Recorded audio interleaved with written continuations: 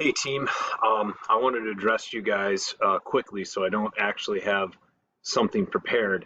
Um, but I do want to talk to you because you are probably seeing some of the breaking news that is going across the internet right now that the governor has announced that he is going to close schools for the remainder of the school year.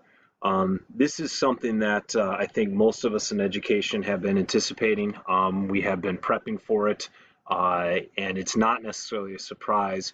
But to hear it said and then to have people speculate that that means it is the end of sport as well is definitely upsetting, and certainly is going to be extremely upsetting to our senior athletes.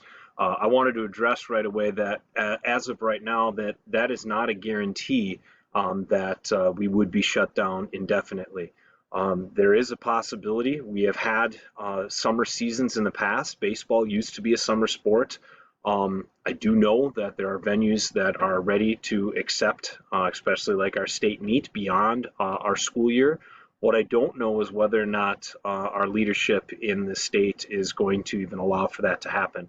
So I believe right now that may not necessarily be in the hands of the WIAA.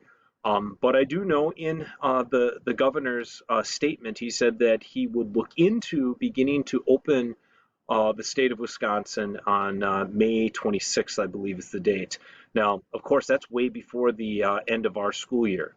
It's sometimes these decisions are kind of blanket things. Hey, we're going to shut down the schools for the entire year because they kind of end at the end of May. Ours, of course, doesn't.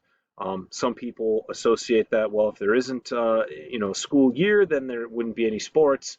I don't know, but the thing that I can tell you, as I told you guys before, if they do shut everything down, and we are not allowed to officially have a 2020 track season.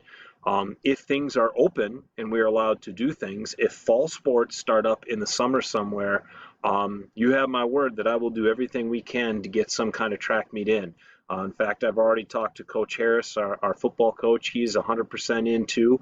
That's the one overlap we might have as like cross country starts or football starts, whatever it may be.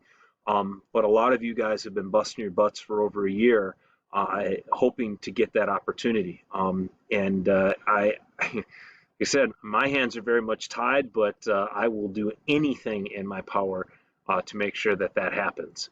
Um, and even things like, we've got guys that are on the verge of school records. If we have the option to get out there and we can compete, even if it's outside of that season, I'll go on record as long as I'm there and it's official. I will honor that. This has never happened before. There isn't a case where we've just decided that an entire season doesn't exist. So for you guys, again, really talking to my seniors, for you guys not to have that that opportunity isn't right if we can make it happen. So again, I don't want you to hear that news and to think everything's over.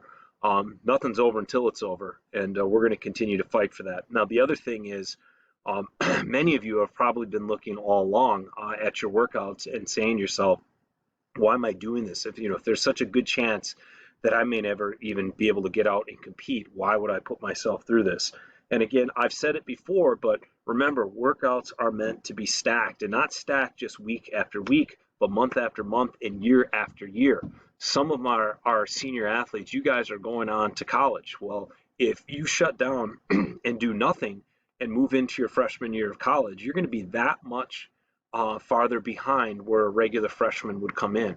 So you've got to keep pushing and keep training. My guys who aren't going on to college, and you're looking at yourself as potentially not having a sophomore season or a junior season, you can't just shut that down because that's a part of your entire build process as an athlete. That is something that makes you who you are the following year. We oftentimes talk in the world of training and track and field what a person's training age is, because there's an actual age for you as an athlete, and then there's the age at which you have actually trained. Some of us start track late. It might be sophomore, junior, or maybe even a senior year. Well, you are behind where everybody else is because they have the rest of that training to draw on. So my recommendation for you guys, even if you're looking at the news and you're saying, well, there's no chance that I'm going to get to run, you should still be working out. You should still be finding ways to move.